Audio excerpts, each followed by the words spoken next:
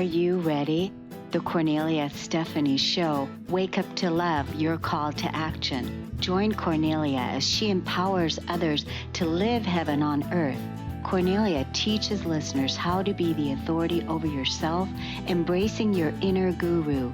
Feel yourself uplifted into limitless expansion, integrating ease and grace in a changing world. This show will cover topics such as unconditional love, your physical body, how to be in extraordinary relationships, create financial and emotional wealth, embracing entrepreneurship in the new earth.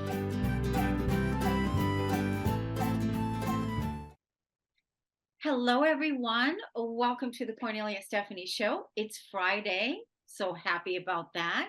And we've got our series, Stories of Hope. So my first guest that I'm going to introduce you to, I was just thinking about this before coming on because she is a near-death experience survivor, and she's here to tell us about it. And I think it's been about 3 years now since we've been doing the Stories of Hope series, and we thank you so much for listening and for tuning into our show. And I think this is the first time that we've ever had someone on that has had a near-death experience. So let me tell you about Alison Arnoff. She is a proud near-death survivor who woke up after 6 days in suspended animation and didn't want to change a thing. Alison was already living an unboxed life on her own terms, free from expectations, limitations, and blind spots, not living in the boxes and boundaries put on her by others in her career and in her life. She has doubled down on helping others reach their next big audacious goal by learning to live their life unboxed. Alison's life has never been ordinary. From her 5th grade math teacher calling her mom to say that the boys didn't like it that she raised her hand first in class, to getting a master's in engineering at a time that was rare for women. She grew up in the city of Chicago, swimming for a tiny team at the YMCA, and became a Division I scholarship swimmer.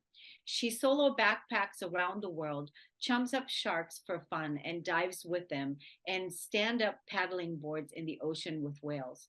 Alison has always linked an unboxed life. This doesn't mean that people didn't put her in boxes or she put herself in them, but she has a track record of busting them open. After a 30-year career in tech, Alison left the corporate year to go back to school to be an executive coach, to be the resource she wished she had on their journey by being her clients' biggest champion and challenger. Alison is resilient, inspirational adventurer that impacts all lives she encounters. Alison did not give up on herself and definitely does not give up on her clients. Welcome to the show, Alison. Thank you for having me. It's nice to be here. What a bio. Yeah, it's been a fun journey so far. So you were definitely born for this. So how did all of this get started? You know, where you ended up making the change, and talk to us about the near-death experience. I'm curious about that, and being suspended for 5 days. Yeah, so I was already, living my life on my terms before this, but when I was 40, I was diagnosed with a heart murmur, and they realized that one of my valves didn't form correctly at birth. And it's something that gets checked every year. And every year they say there's mild, moderate, and severe. You're still mild. See you next year. Probably won't be an issue till you're in your 70s or 80s. And then that happened in my August. And then in March of 2020, on an easy bike ride, I had chest pains. And fast forward a couple months, determined that I had to have open heart surgery. I am an athlete my whole life, but I'm also an asthmatic. And so while they were trying to replace the valve, they weren't able to get me off bypass. I don't know if my asthma had weakened my heart. And so they had to put me in suspended animation for 5 or 6 days, which means there was just a pump just keeping my blood running through and letting my heart and my lungs rest while I recovered. So I was woke up alone. It was all COVID. So I'm alone in the hospital, literally get dropped off at the curb for this, wake up alone and scared. After a few weeks in the ICU, we go to get me to walk again because I couldn't even feed myself. I'd lost all my strength. And when we went to get me to walk again, we realized that my right foot had dropped. And so I had to learn to walk again, get all my strength back, ended up back in and out of the hospital for a few months. But when I came home on a walker, I describe, Cornelia, these pivotal moments of choice where we get to decide if we want to be a victim or a victor. And I just decided that a walker wasn't going to be part of my life, and I wanted to take my life back. So I made the choice to take my life back. So we gave away the walker. I literally held on to my amazing partner. He made sure I walked. We didn't feel comfortable having like physical therapists come in because of COVID, because I was so vulnerable. And we just figured it out, whether it was walking, a house, two houses, and eventually taking my life back. Fortunately, some relapses over the time, but the good news is my heart is strong. My body is strong again. And 3 months after getting out of the hospital for the last time, I biked 20 miles of hills. I hiked 6 miles at altitude and was able to stand up paddleboard again in the open ocean. And so it's just about making that choice. And also, once you make the choice, the road shows up. When you make a choice and you really mean that choice. And so I chose to take my life back. And so I did. Yeah, that's so inspirational, your journey and what you did. And that you said, that a walker is just not going to be part of my life. And that you, like you said, you have to really mean it. You have to really mean it. Like, I don't want this.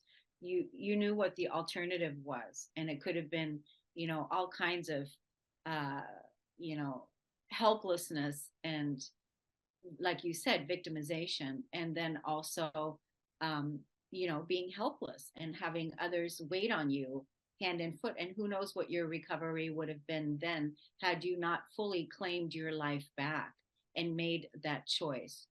And so that's why right now I want to let the audience know that anybody that's listening to this that is in a place of, a severe health challenge or whatever the crisis is, and I'm sure that you can affirm this as well, Alison, and that is to claim your life, that I want to live, that I'm choosing to be in charge. I'm choosing to be at the helm of my life. I want my life back. I don't want this. And when we make the choice, the road shows up, like Alison said, right, Alison? Yeah, and you have to make choices constantly. I mean, I had setbacks. I had 6 months where they had lost my energy again. They thought I had autoimmune disease. Turned out I had no testosterone in my body. That's why I had no energy. There's still, my right leg still gets a little wonky. So it's a constant choice to not, and that's what I think my doctor said what was so unique about my recovery is I don't get depressed. I didn't give up. And you constantly have to be, you're reckoned with, and you have to constantly make choices. So the choice isn't just one and done, right? Every day you have to make a choice. When my right leg starts vibrating again, or I get dizzy, it's like I can choose. You allow yourself to be upset in a moment, but being upset or depressed or down is like you get to visit it, but it's not your home. You can't make it your home. You just make, so you say, okay, I'm going to allow myself to be upset for a while, and then I'm going to choose to keep going. And so the choices never end, but you have to be intentional about them. Yeah, and I think it has also to do with, I love that, the choice, and then also, you get to practice. You get to practice. Do you really mean it? Do you really mean it? And that's what you said. That's why it's not a one and done. You get to choose again when another level or another layer come up, and you get to choose again, and also live and practice your faith as well. Do you really mean it? Do you really want your life back? Do you really, um, do you really want to make that as part of your legacy? Yeah, I mean, legacy is really important, but yeah, my story wasn't done. I mean, this whole story has so many more layers. The man I'm with, we were only together 4 months when this happened, and he agreed to take care of me throughout this whole thing. And we're still together. The happy ending, we're still together and plan to be for a long time. But that was a hell of an indoctrination to a relationship, right? Thinking that, oh, she'll just be down for a couple, to this being, months and months of recovery, of having to move into his house because I couldn't do stairs at my house, and really being thrust into it. So there's so many layers of why this is such an amazing story, that we actually met at the right time. Because with COVID, people couldn't have been in and out taking care of me. I might have been in a rehab facility, which were COVID breeding grounds. And so the whole thing was just, making once, finding him and us together, making the choice to rebuild my life. So having a partner is wonderful in the process, whether it's a friend or a loved one that is there on the journey for you, so that if one of you is having a tough time, the other one can help you find that strength to make that choice again. Yeah, I almost feel like he was like a guardian angel for you in that sense. But then on a higher level, this was a divine appointment, a divine meeting that happened, and it was played out exactly the way that the supportive way for one person to be vulnerable and for another person to be of service and to really be able to help and offer the tools and the resources and the love, a tremendous amount of love that took place between the two of you. Yeah, it's one of those things. Like I look at all the failed relationships in my life, and if I had to go all through all of that for him to be here, the right person at the right time, it was all worth it. Yeah. To so that whatever the master plan was, I'm grateful for, because I don't know how I would have gotten through without him. And he was definitely part of the inspiration of I finally found this person. I want to make sure that I get to enjoy that time and celebrate that we found each other. That's so great. So are you two still living together? Are you still living at his house? No, no, we're still figuring out, LA real estate's a little challenging. So we're still figuring out, when the interest rates market down, we'll be getting our own place hopefully later this year, but we're still together and still enjoying being a very active biking and paddling and kayaking and hiking and traveling together, and definitely living full, unboxed, untethered lives as best we can while we both still work. Yeah. Yeah, that's brilliant. That's beautiful. What a way to, you sound like you both have the same values and goals. Did you meet this person online? We met online. Yes, we did. Like what? On Match or what? Hinge. Hinge. Okay, I don't know what all the dating sites are. So you met online, and so wow, and then you were able to meet because you had similarities, and you had it listed what it is that you were looking for. Yes, yeah, our lifestyles, values, and it just was. We both feel very fortunate that at this point in our lives to find someone again is pretty amazing, and we're very So grateful. you are coaching now, executive coaching, and you've been doing that. And how do people connect with you if they want to get on a discovery call with you to find out what you do? Well, there's two different ways. They can, if they want. I have a gift for your audience. I have an article on the 10 ways you think you're stuck but you're not.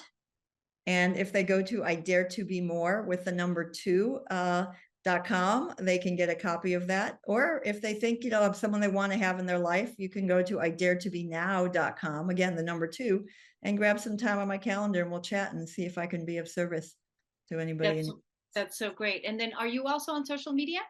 Yes, primarily LinkedIn is where most of my clients are in the business world. So yes, they can follow me on LinkedIn. I put a bi-weekly newsletter out called Choose What's Next, all about choice, to help them whether they want to get pivot or promotion or make more impact in their career. So it's they find me on LinkedIn, they can get my newsletter, Choose What's Next.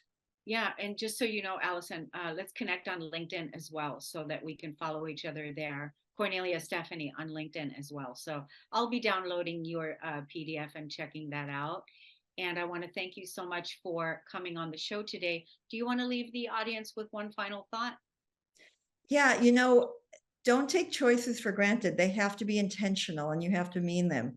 So it's something to really think about. These aren't just throwaway things, right? Yeah. So some quiet time and think about each day. What am I choosing today? And I promise you it's going to be a game changer. You know what's really interesting, Allison? My email address that I've been with for the last, I don't know, since 2008 is chooseahappylife@live.com. I love it. I love it. It was wonderful to meet you. Nice to meet you, Allison. Thank you so much for coming on. We're going to take a break on the Cornelia Stephanie Show. We'll be right back.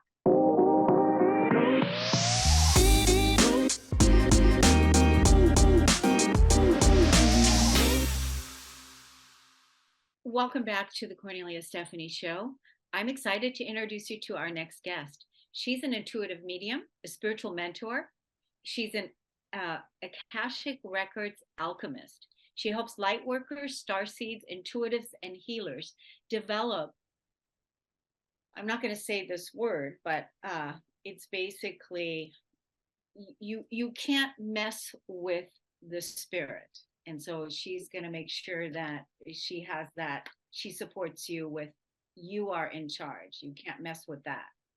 and it's all about for you to strengthen your connection to spirit and also to up level your spiritual business. This guest, her name is Erin Yep. Stabile, right? And you had a long battle with anxiety, depression, obesity, and you were in survival mode. You had chosen gastric sleeve surgery to eventually have knee surgery for chronic pain. And you decided at that moment to finally heal from the trauma in your life. And then within that time, within weeks, you met a spiritual mentor and you started Reiki to help with your chronic pain. That's when your spiritual gifts exploded and the new world of spirit and connection. True soul healing took place, mental, physical, and spiritual healing began.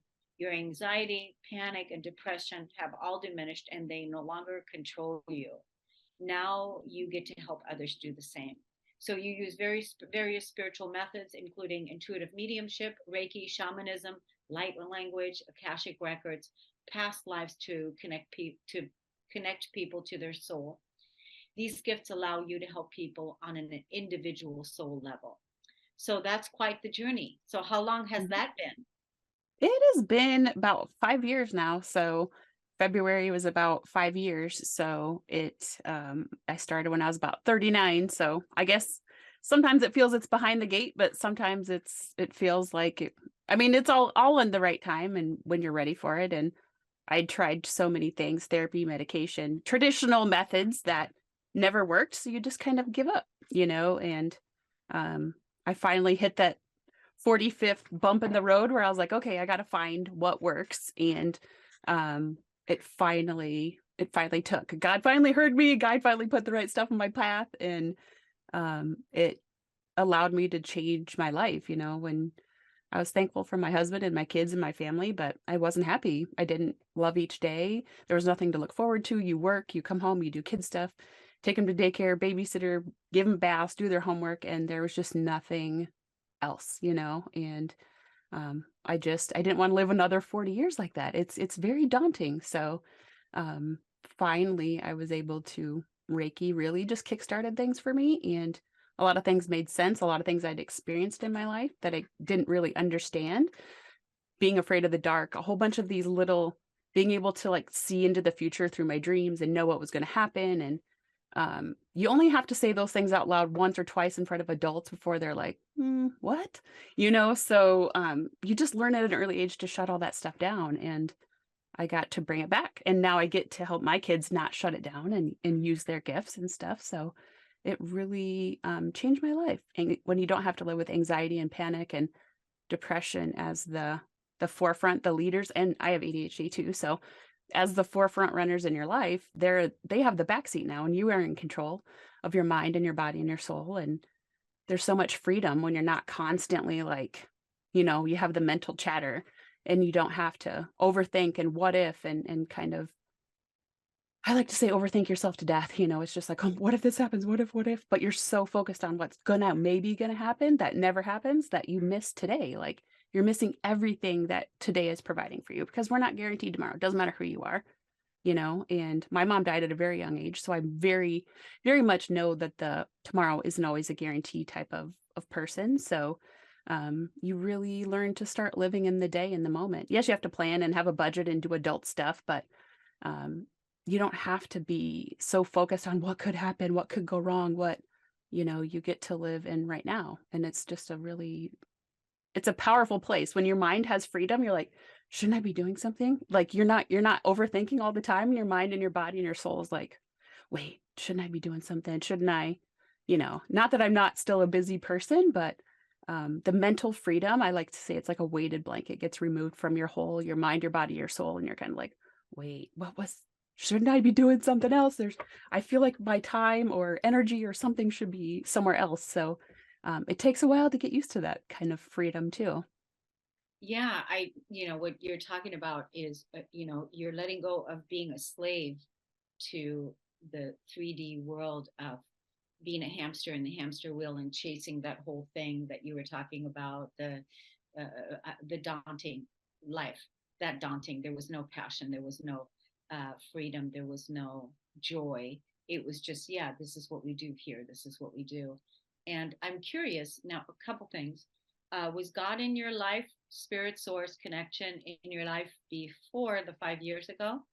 So I grew up Catholic, so I did not have a strong connection to God through the Catholic faith because a man was always telling me what I should be believing, thinking, feeling. And I never, despite how many times I went to church, how many church classes every week I attended, A, the priest didn't like me because I always kind of spoke my truth. And B, I never felt connected to God. I went to my grandma's church, I went to the Catholic church, and I never felt connected. And when my mom died at 16, I basically threw down with them. I'm like, look, I need you the most and you're not here. So I'm out. And it took me a lot of years to call on him again. And I didn't feel him until I started my spiritual journey. When I started Reiki, when I started healing, when I started meditation and calming my mind, I could finally feel him and feel his presence and know he's there. And that's who guides me every day in helping people through intuitive work and mediumship. And, he's the one that guides me now. And I had asked him the big question, like, why did you leave me when my mom died? Like, I needed you the most. And it's very pivotal for me because he said, it almost makes me tear up. I never left your side. I was carrying you. He said, you were in so much pain. You know what I mean? So it was a very pivotal shift for me. And I felt it. Like I felt when he was saying that to me, like I felt it in my soul. And I knew it was true. I knew it wasn't just like another, thing. And that was kind of the moment when I reconnected with God. So it's been 5 years where I know solidly that he's there supporting me, where most of my life I was like, okay, whatever. Like I've never heard, sometimes people hear or feel or sense, and I never felt that, even though I prayed to him and begged and did all the things. So Yeah. um yeah, I mean, now I Yeah. do. Yeah. And that's why, I asked you, did you have a relationship with God prior to? A lot of people feel disconnected from God, separated from God or source, the universe, whatever you want to call it, their spirit, because of our programming and belief systems from our childhood, from what we were conditioned by. And then when you had your spiritual awakening in 5 years ago, that's when you were like, I want to change this. I want to heal from all of this. And when God said to you that he never left you, that he was carrying you, really, I heard that too before you even said it. I heard that that's what it was. And because really, truly, what happened before is you were the one that pushed God aside because you felt that God wasn't there for you, but he was holding you the whole time. But you had to come again, and you had to seek again and say, where are you? I want to have a relationship, basically, that kind of thing. And I love, I started my spiritual journey back in the day, long time ago. Reiki was also my first opening for healing, self healing, and so that was a beautiful way. So I'm curious how old your children are. My son is 13 and my daughter just turned 18. So they kind of started a little bit younger. They didn't fully have to kind of shut themselves off. They have some challenges, ADHD, OCD, ODD, anxiety. So they have some multipliers like I do.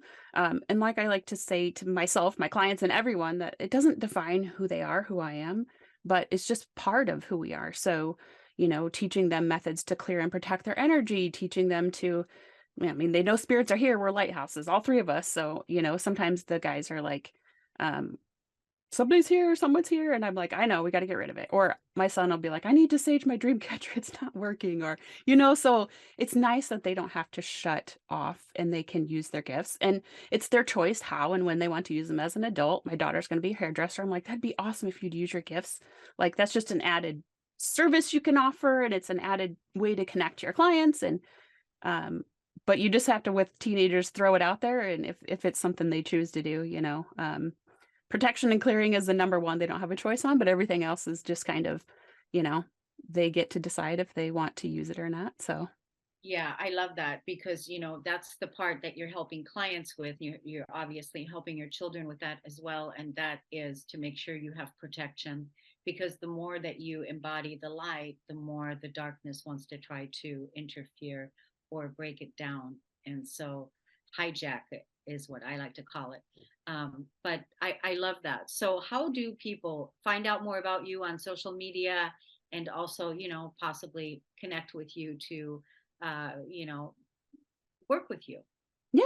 So my website is vintagemoons.com, and Instagram is Erin, Erin Vintage Moons, and Facebook is the same, Vintage Moons. I have a page, my personal page, and then I have a private Facebook group as well.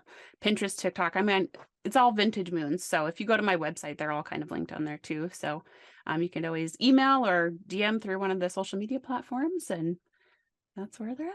Sessions and Yeah, programs and those types yeah. of things. So. Great. I was thinking, so do you offer readings as well for Yep. people? So individual sessions for like Akashic Records, intuitive kind of soul and home clearing is what I call them. And then some programs. So learn to work in the Akashic Records, and one-to-one kind of higher level intuitive mentoring. So somebody that's really ready to like up level and move their business forward and move their gifts forward faster than normal. Yeah, yeah. And really that time is now. This planet is God's planet. And so let that be known and let that be said, because that's what it is. It's God's planet, and heaven is a state of consciousness, and the earth is already here. So we're here, and Yep. that's what we came here to do. We came to take the planet back and bring it back bring it back to its rightful place. So, Erin, I'm so glad that you came on the show today. Thank you so much for sharing your gifts with us, sharing your story with us, and I'm so grateful to know you. Thank you. It was great to meet you, and thank you for having me on. Have a great weekend. St. Patrick's Day, whatever you're doing.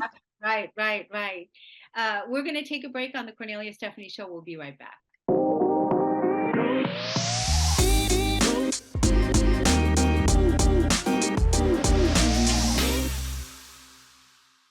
Welcome back, everyone. I'm so excited to introduce you to our next guest, Stories of Hope from Around the World. My next guest is from South Central Africa. It's about 9:30 there in the evening, and her name is Rose Mwandila. And this lady is here. She's really excited. She is a social media manager and content repurposing manager. When she's not thinking of what content to create for clients, she is reading crime novels. Welcome to the show today, Rose. Thank you so much, Kornelia. I'm so excited to be here. Yes, it's wonderful that you're joining us. Thank you for staying up and coming on right now. I'm excited. So tell us, tell us your story. Tell us how you got into doing what it is that you're doing.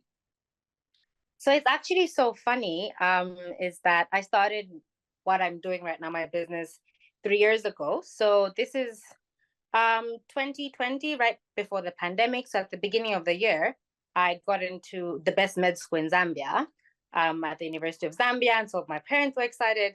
I was excited. I was like, I want to be a doctor. And it had been a dream of mine for like a very long time.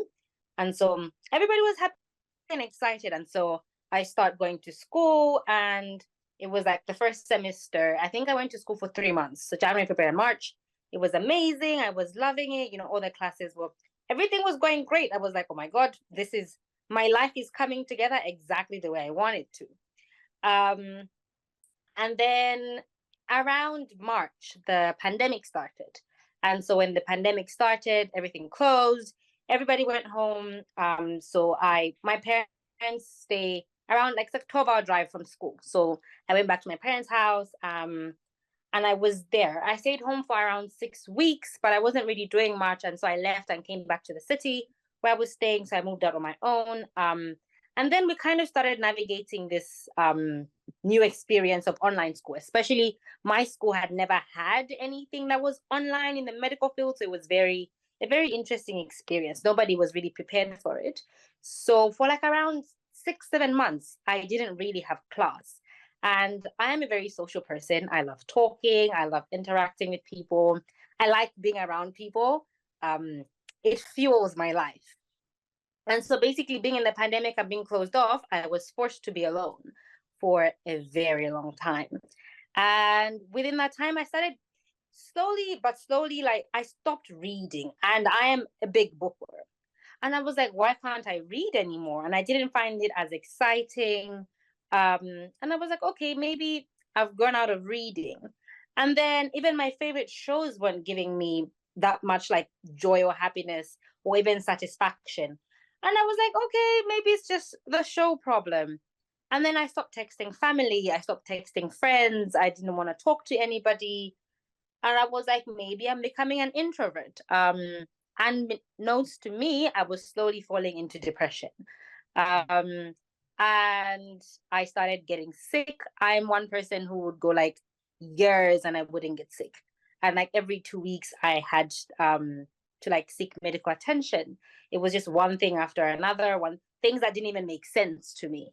Again, unknowingly, it was my depression that was killing my body. I stopped eating. Food didn't taste. I love eating. Food didn't taste the same. Everything had no flavor. And I was like, what is going on? And so I stayed like this for around 4 to 6 months. I became even smaller than I like normally am. My clothes stopped fitting. And I started to get a bit worried. And I was like, what is going on? What is happening to me? Um, and so after a few months of back and forth with like a bit of my parents and somebody, I had somebody who was like supporting me a bit with my mental health. They were like, maybe you need to find something to do. But then the world was closed off. My school was virtually closed because the online school wasn't happening. And so I had been looking at becoming a virtual assistant for like 2 years before this. And I was like, maybe I can look into actually being a virtual assistant and spend my time talking to people and actually doing some sort of meaningful work. Um, and so I went on Facebook and typed virtual assistant. And then this Facebook group popped up and I joined the Facebook group. And then I was like, I don't know the first thing about being a virtual assistant. I'm a science nerd. Virtual assistant is very much like, admin work and very artistic stuff. And I was like, where am I going to start from? And so this lady posted, I'm looking for a VA. Anybody who like send me your portfolio and your rates. And so I sent her a DM and I was like, listen, I am dying. I just sit in my room. I do nothing for a very long time. I want to get out there and do something for myself. And I was like, I will be your virtual assistant for free if you mentor me. And so she was like, oh, are you serious? And I was like, I'm very serious. And then she's like, what kind of experience do you have? And so I kind of told her everything that I did. I had been in elementary school before. So I did a bit of like the admin tasks for the school. And I did a bit of like the social media stuff for the school. And so that's how I kind of got started with her. And 2 months in, I had a bit of a mini portfolio. And then I got my first paying client. And to me, it was so exciting. And she actually paid me $20 a week. It's like 80. And I didn't even care. I was so happy. I was so excited. I had 2 people I was working with, which meant I was talking to, and they were coaches. So it meant I was also interacting with their clients. And I was in Facebook groups. I was learning. And then I also learned a lot about like self-development. I had been into self-development for a long time before, but I found a whole community of people who are also interested in that. I was ecstatic. Like I was so happy. And so this was towards the very end of 2020. So going into 2021, I started getting a bit more clients and I was just doing everything under the sun. So if my client says jump, I will jump. If they say run, I will run. So getting my hands wet, and 6 months into it, I realized, oh, I like this social media stuff. Maybe I should learn more about that. And then I hired a coach who was a coach for virtual assistants and social media managers. And I was with her for around 8 months. And so that's how I kind of started my business. So just being a general VA, and then I started my social media management business. And then as I was working as a social media manager, I realized that a lot of my clients have a lot of content that they create in their lifetime, especially very seasoned entrepreneurs. They've been creating like blog content for a long time. They've been creating podcasts for a long time. Others have been content. They just leave it be and they move on to creating the next new piece of content. And so that's how the content repurposing aspect of my business was born. And so really and truly, my story is that my business saved me from really losing myself, because I was losing myself. I didn't know what to do during the pandemic.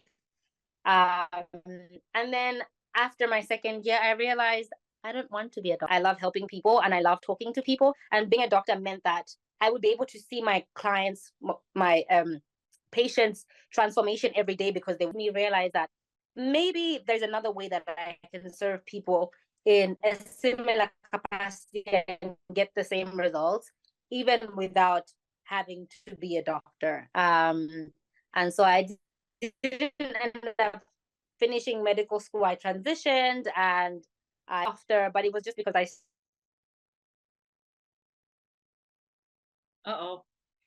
We've been experiencing some internet. Have you noticed that delay, Jacob? Yeah, audio's still coming in for me though, and we just lost you there. Okay.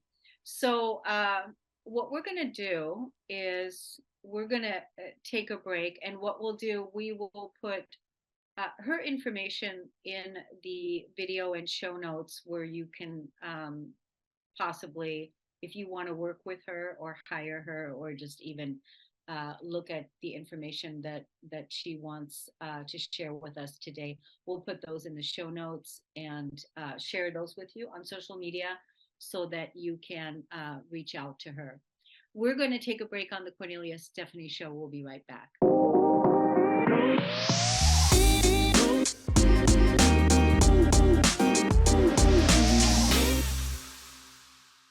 Welcome back, everyone, to the Kornelia Stephanie Show. My next guest is an infertility coach, and she has a personal story to share and her own personal experience. Cara B. Drescher is an infertility coach specializing in helping women navigate and heal from emotional, physical, and spiritual trauma of infertility and pregnancy, postpartum, after infertility. Cara is a former infertility warrior turned mom of twins. After 14 fertility treatments, she conceived triplets and gave birth to preemie twins at 32 weeks. A complicated high-risk pregnancy, coupled with the loss of one of the babies, NICU time, and then a complex postpartum recovery changed Cara's perspective, priorities. When her twins were 8 months old, she found that her passion for helping people was evolving into a new direction, so she became a coach for women going through infertility. Prior to her career as a coach, Cara was and still is a licensed massage therapist, nationally certified continuing education provider, and licensed esthetician specializing in fertility, pregnancy, and postpartum body work, skincare, and education. Welcome to the show today, Cara. Thank you so much, Kornelia. Thanks so much for having me. I'm so happy to be here. So it's awesome. So how old are your twins today? Gosh, they are, I want to say 3.5, but they'll be 4 in June, which is mind-boggling. I feel like they were just born. Right? Yeah, time goes by so fast, doesn't it? So fast. It blows my mind every single day how fast it goes. And I look at them and I think, what? How can you be almost 4? You were just a figment of my imagination the other day. How are you really turning 4?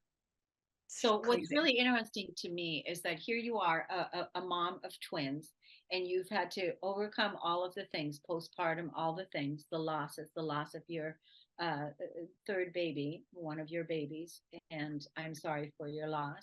Thank you. And that you had to overcome all of these things, and now you are really geared up to support other moms with their infertility, what they're going through as a coach. So how do you prioritize, and how do you have time for that? Whew, it's tough. I'll be honest with you. It's not easy. A lot of it is really taking a look at, each week, what does everything look like this week? My kids are in preschool now and had no idea how much comes along with that. There's, it's the simple stuff like making sure we're all awake on time, getting ready for school. My husband and I running around like crazy people in the morning to make sure they're ready, we're ready, and we're out the door.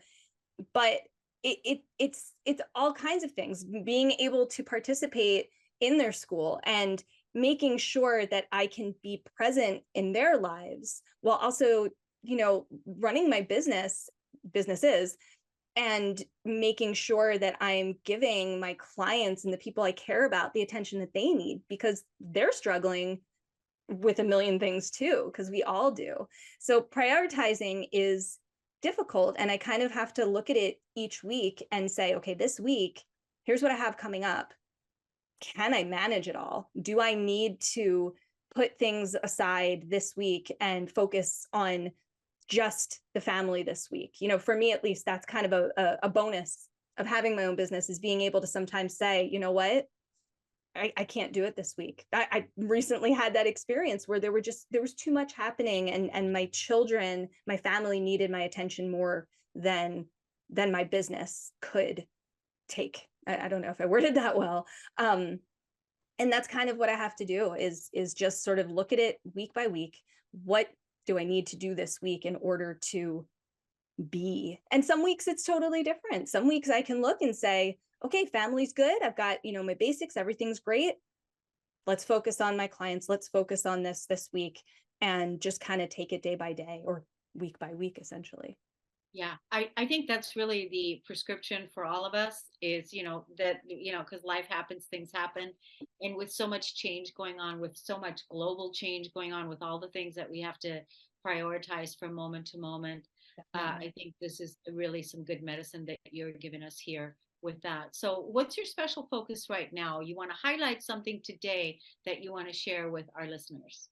My focus right now is, I'm really focusing my attention on working with the infertility community. And for me, that's specifically, I work with women, but I mean, I work with men too, but it's working with people who are either going through infertility, or they've gone through it, or they're pregnant after this infertility crazy journey, or they're in that postpartum period after this crazy journey. I have an upcoming group coaching program that I'm launching in either April or May, that I'm so excited about, because the focus is really helping people to get their life back. Because infertility, and I know, because I mean, you heard my story. I've been there. I know it takes everything from you. It just steals bits and pieces of your life, a little bit at a time, and then a lot at a time. And it's really difficult to navigate that. It affects your emotional health, your mental health. It affects your physical health. And the one that I think people overlook a lot is your spiritual health, whether you're a religious person or you're not a religious person. I'm not a religious person, but it does make you question a lot of things. It makes you question your beliefs, your just anything and everything. And I just find that for me, it's really important to help people recognize all of those things are important to be healthy and happy and live this fulfilling life, and not live under the thumb of infertility, is kind of what I say a lot. And so I'm really excited. It's called the Warriors Workshop. I've been working on this for the past 2 years. And, it's really my way of helping people through it, because it doesn't end when you do get pregnant. It doesn't end if you don't get pregnant, but you become a mom by other means. The stress, the trauma, the overwhelm of it all kind of continues to follow you, and you have to figure out how to navigate that so that you can get your life back, because it doesn't always happen what you think. Yeah, I bet there's a lot of people that suffer in silence around this, that they just, they feel like it's, only happening to them, and that, what's going on. And then you can fall into, especially into a depression or whatever, and the overwhelm that you're talking about. And there's no need to, suffer in silence, or, there is help and there is support. And like you said, I mean, you are the perfect example of helping others because of your own experience with it all. So what does your warrior program look like? What does that program look like that people would be interested? It's so exciting. I get so excited talking about it. So I say it's really a 10-week program, but there's 2 like extra weeks in there. I call them my bonus weeks. So it's really 12 weeks. It's about 3 months. It's a group program where you come in, you have support, because you're in a group setting. So you're not in it alone. There is how can I explain it?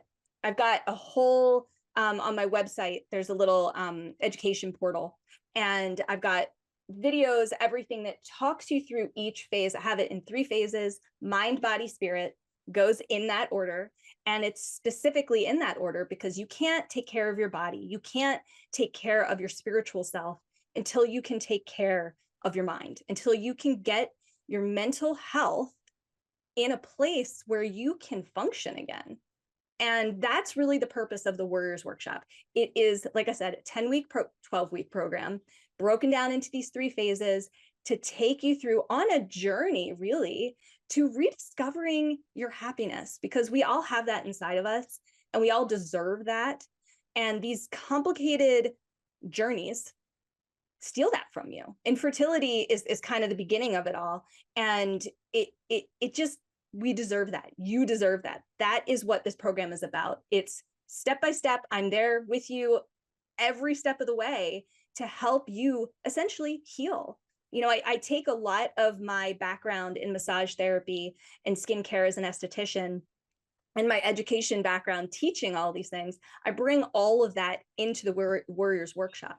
So it's coaching, and it's also teaching you strategies and techniques for physically taking care of yourself. I have a whole section on fertility massage and partner fertility massage. So you and your partner can, you know, go through this together. There's a whole section on all of the things that your skin does when you're dealing with hormonal stuff during fertility treatments, or if your, you know, specific cause of infertility is a hormonal issue or something. There's a lot of skin stuff that happens, and you don't have to be someone who regularly goes to an esthetician. You can be someone who just is a person. We all have skin, and our skin does crazy things when our hormones go crazy. And so, I mean, there's just a lot in there. I really like to make it a unique approach, because I have this really varied background that really specializes on the reproductive nonsense, which is what I like to call it, because I feel like it's all nonsense.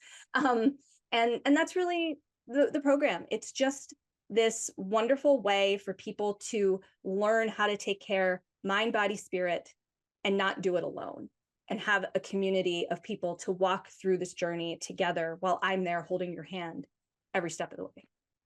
Because it is a new lifestyle. It Yep. is a new lifestyle, and you know, your life has changed, and it is a Exactly. new lifestyle, and being able to have the support that's already there from someone that has the experience, the wisdom, and the knowledge to be able to support you and take you through that. How do people take a look at your website and check out your program? So my website is, and I love this, it's www.thehormonalmama.com. There's a lot of information on there. On my main page, I have lots of details, all the different programs, because I have other programs and courses, master classes. And I believe I have it on the main page. If I don't, I will double check and make sure that that link is on there to check it out. And yeah, there's lots of information about the course when you click that link, which again, I'll check and make sure. If it's not on my homepage, I'll put it up there so that you can check it out and see. Yeah. And are you also on social media like Facebook? Yep. And what's your Yep. handles there? So on all social media, I'm either The Hormonal Mama, or I'm Cara Drescher or Cara B Drescher. And that's across the board. LinkedIn, Instagram, Facebook, TikTok is a new one I've joined recently, and that's where you can find me. And that's where I am across the board. So tell us with your, just because we've only got about a minute left, tell us like your desire for wanting to be a mama. Oh my gosh, my desire for wanting to be a mom, it's everything. Yeah, I always wanted to be a mom. And when it wasn't happening, it almost became a stronger desire. And when it did happen, I still look in the mirror every day and have to remind myself, this is real, this happened. And I'm 4 years into it, because the desire was so strong, and it was such a struggle to get to that point. But being a mom has been such an incredible opportunity for me, and the love that I have for my beautiful, wonderful children, that desire is even stronger than it was before. I didn't even know that was possible. I don't even know if that makes sense. Yeah, I think, yeah, it does. And I get the support that you need, get the help that you need if you're going through any infertility challenges or even postpartum. Thank you, Cara, for coming on the show today and sharing your beautiful gifts with us. Thank you so much. Kornelia. I appreciate it. Absolutely. Thank you, everybody, for listening and tuning in. We'll see you again next time on Stories of Hope. Take good care. You've been listening to the Kornelia Stephanie Show, Wake Up to Love, your call to action. Tune in each week on Transformation Talk Radio.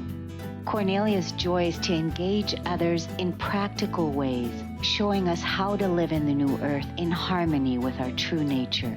For more information on Kornelia and her extraordinary work, or to listen to past shows, go to her website at korneliastephanie.com.